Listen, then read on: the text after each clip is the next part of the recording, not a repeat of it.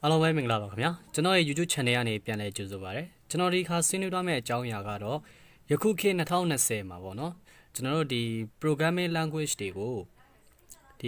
ကျွန်တော်တို့နိုင်ငံခြားမှာဆိုရင်3နှစ်ကလေးတွေကအရွယ်ကစပြီးမှစတင်လေ့လာနေကြပါပြီအဲ့တော့ဒီနိုင်ငံခြားမှာ3နှစ်ကလေးတွေတောင် programming language တွေကိုလေ့လာနေပြီဆိုရင်မြန်မာနိုင်ငံကကလေးတွေရောမရနိုင်ဘူးလားပေါ့နော်အဲ့တော့မြန်မာနိုင်ငံကကလေးတွေကလည်းလေ့လာလို့ရနိုင်ပါတယ်ဟုတ်ပြီနော်အဲ့တော့ကျွန်တော်တို့ပညာရပ်တစ်ခုကိုလေ့လာတော့မယ်ဆိုရင်ကျွန်တော်တို့ကဆင်ခြင်ပေးတာတွေကိုစွန့်လွတ်ပစ်ပါလုံးဝဆင်ခြင်မပေးပါနဲ့ကျွန်တော်ဒီကွန်ပျူတာမရှိလို့ programming ကိုမလေ့လာဘူးဆိုတဲ့ဆင်ခြင်မျိုးကယနေ့ခေတ်မှာလုံးဝအသုံးမဝင်တော့ပါဘူးဘာဖြစ်လို့လဲဆိုတော့ကျွန်တော်တို့ရဲ့ဖုန်းကျွန်တော်တို့ရဲ့လူတွေရဲ့လက်ထဲမှာအများအားဖုန်းတွေရှိတယ်ကလေးတွေရဲ့လက်ထဲမှာတော့ဖုန်းတွေရှိတယ်အဲ့တော့ကျွန်တော်တို့ဒီဖုန်းတွေကို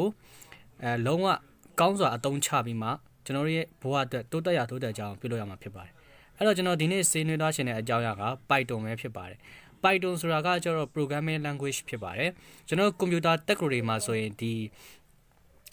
CS တွေဆိုရင် programming language တွေကိုလေ့လာကြရတယ်ပေါ့နော်အဓိကဘာလို့ဖို့လဲဆိုရင်ဒီ Python programming နဲ့ကျွန်တော်တို့ software တွေတည်ထွင်ဖို့အတွက်ဖြစ်ပါတယ်ပြောချင်တာကကျွန်တော်တို့ယနေ့ခေတ်မှာကျွန်တော်တို့အသုံးပြုနေတဲ့ software တွေဥပမာ game တွေပေါ့ဥပမာ PUBG game တို့เนาะ mobile legend game တို့ကျွန်တော်တို့ကြည့်နေတဲ့ Facebook software တွေဆိုတာကကျတော့ဒီမျိုး programming language တွေနဲ့ရေးပြီးမှထုတ်လုပ်တာဖြစ်ပါတယ်အဲ့တော့ကျွန်တော်တို့ software တွေကိုsoftware အတစ်တွေတီထွင်ခြင်းနဲ့ game တွေရေးသားခြင်းနဲ့ဆိုရင်ကျွန်တော်တို့ဒီ Python programming ကိုလေ့လာရမှာဖြစ်ပါတယ်အဲ့တော့ programming language တွေကအများကြီးရှိရပေါ့နော်အဲ့ဒီထဲမှာကျွန်တော် Python ကိုအဓိကပြောကြားမှာဖြစ်ပါတယ် Python ဆိုတဲ့ programming language ကတော့သူ့ရဲ့ logo လေးကအခုဒီမှာပေါ့မွေးပုံစံလေးရှိရပေါ့နော်ဒီမှာအပြာနဲ့အဝါလေးရှိတယ်သူကကျတော့အခု2020မှာအရန် popular ဖြစ်တဲ့ programming language ဖြစ်ပါတယ် okay နော်အဲ့ဒီ2020မှာအရန် popular ဖြစ်တဲ့ programming language ဖြစ်တယ်သူကသုံးလို့ကောင်းတယ်ပြီးရင်တွင်တွင်ကြဲကြဲသုံးလို့ရတယ်ဟုတ်လားဘာလို့ဒီ Python programming က2020မှာဒီ Python programming က2020မှာအလောက်ထိ popular ဖြစ်တာလဲဆိုရင်ဒီ Python programming တစ်ခုကိုကျွန်တော်တို့လေ့လာထားရုံနဲ့ကျွန်တော်တို့ကဘာတွေလုပ်လို့ရလဲဆိုရင်ဒီ Python programming ကိုလေ့လာထားရုံနဲ့ကျွန်တော်ဘာတွေလုပ်လို့ရလဲဆိုရင်ကျွန်တော်ပြပေးမယ်ဒီ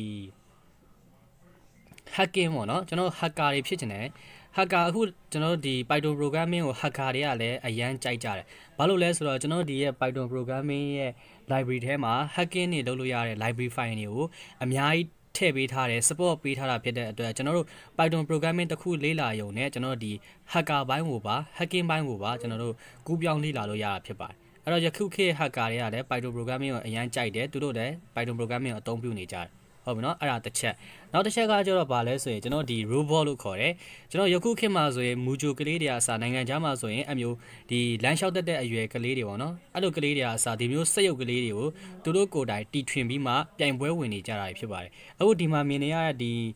ီစက်ရုပ်နှစ်ကောင်ဆိုရင်ဒါတို့ Amazon website ကနေရောင်းပါတယ်ဒေါ်လာနဲ့ပေးရဒါတွေဆိုလဲစက်ရုပ်တွေဖြစ်ပါတယ်အဲ့လိုစက်ရုပ်တွေတီထွင်ရှင်နေဆိုရင်ကျွန်တော်တို့က Python programming ကိုလေ့လာရုံနဲ့တီထွင်လို့ရပါတယ်ဘာဖြစ်လို့လဲဆိုတော့ကျွန်တော်ဒီစက်ရုပ်တွေတီထွင်မယ်ဆို hardware ဘိုင်းဖြစ်ပါတယ်အဲ့တော့ hardware တွ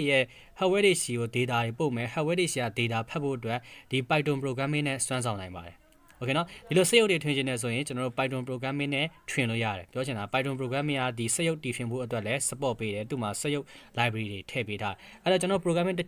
Python programming တခုတက်ရုံနဲ့ hacking လေ့လာလို့ရမယ် hacking ဘိုင်းတွားလို့ရမယ် robot ဘိုင်းတွားလို့ရမယ်โอเคเนาะစက်ရုပ်တွေလည်းတည်ထွင်လို့ရမယ်အဲ့တော့ကျွန်တော်ဒီရဲ့ Python မှာစက်ရုပ်တွေတည်ထွင်ဖို့အတွက် library file တွေထည့်ပေးထားတယ်နောက်တစ်ခုကဘာလဲဆိုရင် internet sorting ယခုခေတ်မှာဆိုရင်ကျွန်တော်တို့ယခုခေတ်မှာဆိုရင်ဒီ internet sorting ဆိုတာအရန်ကိုနာမည်ကြီးနေပါပြီအနောက်နိုင်ငံတွေမှာဆိုရင်ဒီ internet sorting ကိုတွင်တွင်ကြဲကြဲအသုံးပြုပါတယ် IoT ဆိုတာကကြော internet sorting တို့ကဘာလုပ်တာလဲဆိုရင်ကျွန်တော်တို့အိမ်မှာရှိနေတဲ့ဒီထမင်းချက်တာဟင်းချက်တာကစအကုန်လုံးကိုကျွန်တော်ကဖုန်းနဲ့ပြုလုပ်တာဖြစ်ပါတယ်အဲ့လိုမျိုးပြုတ်ဖို့ရအတွက် IoT တွေတီထွင်တဲ့နေရာမှာလဲကျွန်တော်တို့ဒီ Python programming ကိုအသုံးပြုပါတယ် Python programming ကကျွန်တော်တို့ဒီရဲ့ IoT ကို support ပေးတယ်ဗောနော် IoT support ပေးတယ်ဥပမာကျွန်တော်တို့အိမ်မှာထမင်းချက်ထားတယ်အဲ့ဒါကိုမေ့ပြီးမှထမင်းအိုးကိုမီးမပိတ်ရသေးမဲနဲ့အပြင်သွားလိုက်တယ်တတိယလဲကျွန်တော်အပြင်ရောက်နေတဲ့အချိန်မှာတတိရတယ်ဗောနော်ထမင်းကိုငါမီးမဖြုတ်ခဲ့ရဘူးအဲ့ဒါဆိုရင်ငါတို့အိမ် short ဖြစ်ပြီးမီးလောင်တော့မှာပဲအဲ့လိုအခြေအနေမျိုးတွေမှာကျွန်တော်တို့ကဖုန်းကိုအသုံးပြုပြီးမှအိမ်ကထမင်းအိုးလှမ်းပြီးပိတ်လို့ရတယ် အဲ့မျိုးပေါ့နော် internet of things ဆိုတာခုခေတ်မှာသူနေကျအသုံးပြုနေပြီးမြန်မာတနိုင်ငံပဲကြံတာဖြစ်ပါတယ်ဒီရဲ့ IoT ရဲ့တည်ထွင်တဲ့နေရာမှာလည်း Python programming ကအများကြီးအထောက်အကူပြုပါတယ်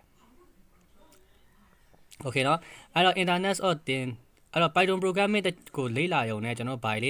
ဆက်လေ့လာလို့ရမယ် software တွေတည်ထွင်လို့ရမယ် game တွေတည်ထွင်လို့ရမယ်ပြီးကြရင်ကျွန်တော်ဒီ IoT တွေတည်ထွင်လို့ရမယ်ပြီးကြရင်ကျွန်တော်ဒီ hacking တွေပေါ့နော်ဒီ hacking တွေမှာကျွန်တော်ပြန်ပြီး hacking တို့အတစ်တွေရေးနိုင်မယ်ကာလုပ်လို့ရမယ်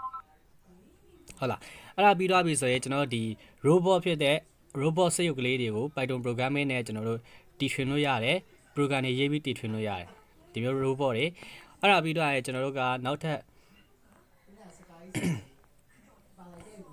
အဲ့တော့ကျွန်တော်ဒီ Python programming ကိုဘယ်လိုလေ့လာမလဲပေါ့နော် Python programming ကိုဘယ်လိုလေ့လာမလဲဆိုတော့ကဒီ Python ဆိုတာကကျွန်တော် programming language ဖြစ်တယ်သူကတော်တော်လေးအသုံးဝင်တယ်2020မှာ popular ဖြစ်တယ်အဲ့တော့ကျွန်တော်အဲ့ရ Python programming ကို computer မရှိဘဲနဲ့လဲလေ့လာလို့ရတယ်ဖုန်းရှိအောင်လည်းလေ့လာလို့ရတယ်အဲ့တော့မလေ့လာခင်မှာကျွန်တော်လိုအပ်ချက်တွေပြောပြမယ်ဘာလိုအပ်လဲဆိုရင်ဖုန်းကျွန်တော်ရဲ့လက်ထဲမှာဖုန်းတစ်လုံးလိုအပ်မယ်ဖုန်းတစ်လုံးလိုအပ်မယ်ပြီးဖုန်းရှိရဆိုရင်နောက်တစ်ခုဘာလိုအပ်မလဲဆိုတော့ကျွန်တော်တို့ရဲ့ဒီဖုန်းနဲ့ join မိအသုံးပြုဖို့အတွက်ဒီ wireless keyboard နဲ့ mouse တွေလိုအပ်တယ်ပေါ့နော်အဲ့တော့ wireless keyboard နဲ့ mouse ကဈေးနှုန်းတွေအမျိုးမျိုးရှိရယ်အနည်းဆုံး1000ခွဲလောက်ရှိရယ်ပေါ့နော်1000ခွဲ2000 3000ဈေးအမျိုးမျိုးရှိရယ်အဲ့ wireless keyboard mouse နဲ့ keyboard ကိုတွဲရက်ကိုဝယ်ရမှာဖြစ်ပါတယ်ဝယ်ပြီးအဲ့လို wireless keyboard နဲ့ mouse ဝယ်လိုက်ပြီဆိုရင်အမှဘာပါလဲဆိုတော့ကကျွန်တော်တို့ဒီ USB ပေါ့နော်ဒီမှာတခြားကြည့်ပေးပါဒီ USB port လေးကိုတွေ့မှာဖြစ်ပါတယ်အဲ့ USB port လေးပါမှာဖြစ်ပါတယ်အဲ့ USB port ကိုကျွန်တော်ကွန်ပျူတာမှာတက်လိုက်ရင်ကျွန်တော်တို့ဒီ keyboard နဲ့ mouse ကကွန်ပျူတာနဲ့ wireless အသုံးပြုရမှာဖြစ်ပါတယ်အဲ့တော့ကျွန်တော်ဒီ wireless keyboard နဲ့ mouse ကိုဒီ USB ကိုဖုန်းနဲ့အသုံးပြုဖို့ရန်အတွက်နောက်ထပ်လိုအပ်ချက်တစ်ခုကဘာလဲဆိုရင်ကျွန်တော်ပြပေးမယ်အဲ့ဒါကြောင့် USB adapter ပဲဖြစ်ပါတယ်အကယ်၍ကိုယ့်ရဲ့ဖုန်းက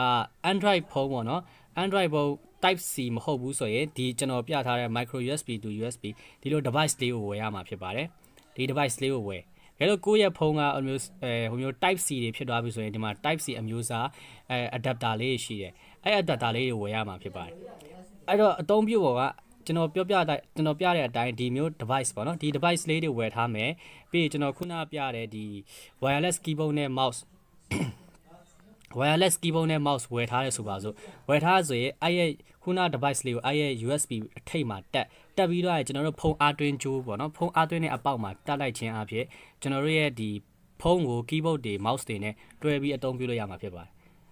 အဲ့လိုအသုံးပြုလို့ရပြီးသွားပြီဆိုရင်ကျွန်တော်တို့ကနောက်ထပ် Python programming ကိုရေးဖို့အတွက် software တစ်မျိုးလိုရပါတယ်အဲ့ဒါကကျတော့ဘာလဲဆိုရင် Pine Drive 3ပေါ့နော်အဲ့တော့ကျွန်တော်ပြပေးမယ်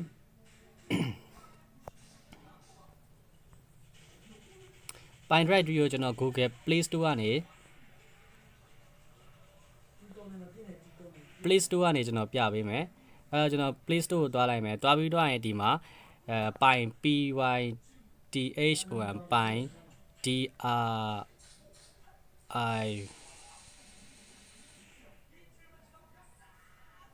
Python 3လို့ကျွန်တော်အရင်ရှာလိုက်မယ်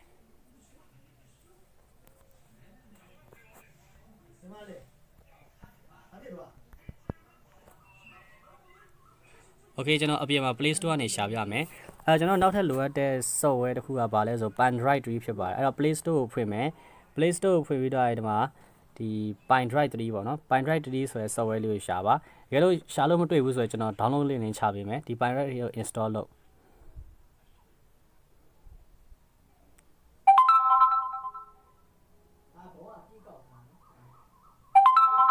ဘာလို့မရလဲဆိုတော့ကျွန်တော်ရဲ့ဖုန်းထဲမှာ memory ကပ်ပြည့်နေပြီဖြစ်ပါတယ်အဲ့ဒါကြောင့်ပါအဲ့တော့ကျွန်တော်တို့ကနော် Pine Drive ကိုကျွန်တော်တို့ရဲ့ဖုန်းမှာထည့်ဖို့လိုအပ်တယ်အဲ့တော့ Google Play Store ကနေကျွန်တော်တို့ Pine Drive 3 IDE for Python 3ပေါ့နော်အဲ့ software လေးကိုရှာလိုက်မယ်ကျွန်တော်ရဲ့ Google Play Store မှာတော့ Pine Drive 3လို့ရှာလိုက်တာနဲ့တပြိုင်နက် Pine Drive 3 IDE for Python 3ဆိုပြီးရှာလိုက်တာနဲ့ဒီမှာ Pine Drive 3ဆိုပြီးမှပေါ်လာတယ်အခါကျရင်မိတ်ဆွေတို့ဖုန်းမှာဆိုရင်တော့ပေါ်ချင်မှပေါ်လိမ့်မယ်ဒါပေမဲ့ download မရဘူးဆိုရင်ကျွန်တော် download link ချပေးမယ်ပေါ့နော်အဲ့တော့ဒီ Pine Drive 3ကိုအရင်ဆုံး install လုပ်မယ်ဒီ Pine Drive 3 for Pine Drive 3 IDE for Python 3ဆိုတာကကျတော့ကျွန်တော်တို့ဒီဖုန်းထဲမှာ ဒီ Python programming တွေ run နိုင်ဖို့ရန်အတွက်ဒီ software တစ်ခုဖြစ်ပါတယ်ပြောမှဆိုရင် compiler တွေပါတဲ့ software ပေါ့နော်ကျွန်တော် computer မှာဆိုရင်ဒီ Python နဲ့ပတ်သက်တဲ့ဟာကို Python 3ကို install လုပ်ပြီးမှ program တွေရေးလို့ရဖြစ်ပါတယ်အဲ့ဒီအတိုင်းကျွန်တော်ဖုန်းမှာလည်း Python program တွေရေးလို့ရအောင်ဒီ PyDrive IDE for Python 3ဆိုတဲ့ software ကိုထည့်သွင်းရခြင်းဖြစ်ပါတယ် software download ဆွဲပြီးသွားပြီဆိုရင်တော့ဒီမှာ open ဆိုတဲ့ clock ကလေးကိုနှိပ်ပါ open ဆိုတဲ့ clock ကလေးကိုနှိပ်ပြီးသွားပြီဆိုရင်ကျွန်တော်အနည်းငယ်စောင့်ပေးရမယ်ဘာလို့လဲဆိုတော့ဒီရဲ့ Python ကကျွန်တော်ဒီအစပိုင်းမှာနည်းနည်းလေးနှေးတတ်တယ်ဒါပေမဲ့နောက်ပိုင်းမှာဆိုရင်မြန်သွားလိမ့်မယ်ပေါ့နော်ဘာလို့နှေးရလဲဆိုတော့ကျွန်တော်ဒီအစပိုင်းမှာကျွန်တော်လိုအပ်တဲ့ file တွေကို extract လုပ်ရတာဖြစ်တဲ့အတွက်ကြာခြင်းဖြစ်ပါတယ်ဟုတ်ပြီနော်အဲ့တော့ခု69%ရှိသွားပြီ69%ရှိသွားပြီ100ပြည့်သွားရင်ကျွန်တော်ရေးလို့ရပြီပေါ့နော်โอเคရသွားပြီအဲ့တော့ယခုဆိုရင်ကျွန်တော်တို့ဒီဖုန်းမှာ Python program တွေကိုရေးသားလို့ရပြီဖြစ်ပါတယ်အဲ့တော့ဒါ menu ခလုတ်နေကြည့်လိုက်ရင်ဒီမှာဘာရှိမလဲပေါ့တစ်ချက်ကြည့်လို့ရတယ်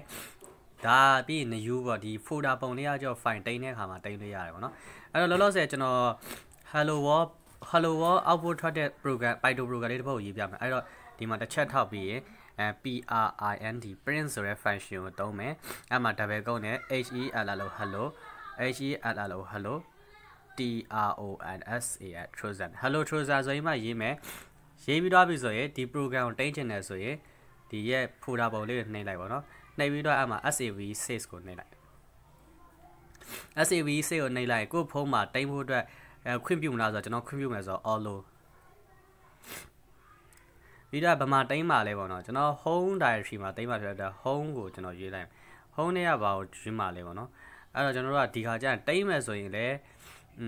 new folder စောက်လိုက်မယ် new folder စောက်ပြီးတော့ကျွန်တော်ဗာပေးလိုက်မယ်ဆိုတော့ Python pyth ဟို Python lesson lesson ဆိုရင်မှာ create လုပ်လိုက်မယ်အဲ့တော့ကျွန်တော်အစီမပြေဘူးနာမည်ပြန်ပေးမယ် pyth ဟိုPython လို့ပေးလိုက်မယ် create access error အစီမပြေဘူးနော် system root home root ဆိုတော့ internet storage ထဲကဘယ်မှာသွားထားမလဲဆိုရင် download ထဲမှာသွားထားမယ်download ကိုရွေးမယ်ပြီး select folder ရွေးလိုက်မယ်ပြီးရင် save ကိုနှိပ်မယ်အဲ့တော့ကျွန်တော်တို့ save ပြီးသွားပြီ file id ရဲ့ Python program ကို save ပြီးသွားပြီဆိုတော့ဒီ Python program ကို run ဖို့ရအတွက်ကျွန်တော်ဒီညာဘက်ထောက်အောက်ချိုသွားပါအဲ့မှာ video ခလုတ်ပုံစံလေးရှိပါတယ်အဝါရောင်လေးနဲ့ play ပုံစံလေးရှိတယ်အဲ့ကောင်နှိပ်လိုက်ရင်ကျွန်တော်တို့ရဲ့ဒီ Python program ကြီးကို run ပြမှာဖြစ်ပါတယ်အဲ့တော့ဒီမှာ output ထွက်လာပြီ output ထွက်လိုက်တော့ဒီမှာ hello Tronsan ဆိုပြီးတွေ့ရတယ် hello Tronsan လို့တွေ့ရတဲ့အကြောင်းရင်းကကျွန်တော်ကဒီမှာ parent function နဲ့ hello Tronsan ဆိုတဲ့ဒီစာကြောင်းလေးကို output ထုတ်တာဖြစ်တဲ့အတွက်ဒီ program ကို run လိုက်တဲ့အချိန်မှာဒီ script အမဲအောင်မှာ hello Tronsan ဆိုပြီးမြင်နေရဖြစ်ပါတယ်ဟုတ်ပြီနော်အဲ့လိုမြင်နေရပြီဆိုကျွန်တော်တို့ internet ကိုပိတ်လို့ရပြီ internet ပိတ်ပြီးတော့နောက်ထပ် program တွေထပ်ရေးကြည့်အောင် hello Tronsan ပြီးတော့ရင်တစ်ကြောင်းစစ်မယ် print ဘာရေးမလဲဆိုI hack I hack your phone ဟေးရေးပြီးတော့ဒီ program လေးကိုပြန် run ကြည့်မယ်အဲ့တော့ဒီ play လေးကိုနှိပ်လိုက်အဲ့ဆိုရင်ကျွန်တော် output နဲ့ကြောင်းပို့မယ် hello Tronsan ပေါ်မယ်ပြီးရင် I hack your phone ပေါ်မယ်โอเคတော့ဒီလိုနည်းအားဖြင့်ကျွန်တော်တို့ရဲ့ဖုန်းမှာဒီ Python programming ကိုရေးသားနိုင်ပြီးမှ output တွေကြည့်နိုင်မယ်ဟုတ်ပြီနော်ဒီနည်းအားဖြင့်ကြည့်နိုင်မှာဖြစ်ပါတယ်အဲ့တော့ကျွန်တော်တို့ computer မရှိရင်လည်းဖုန်းရှိအောင်နဲ့ Python program တွေကိုဆက်လက်လေ့လာကြရအောင်ဒီ video သင်ခန်းစာတော့ဒီလောက်ပါပဲကျွန်တော်တို့ကြာရှိတဲ့ Python programming lesson တွေကိုဆက်လက်သင်ကြားပေးမှာဖြစ်ပါတယ်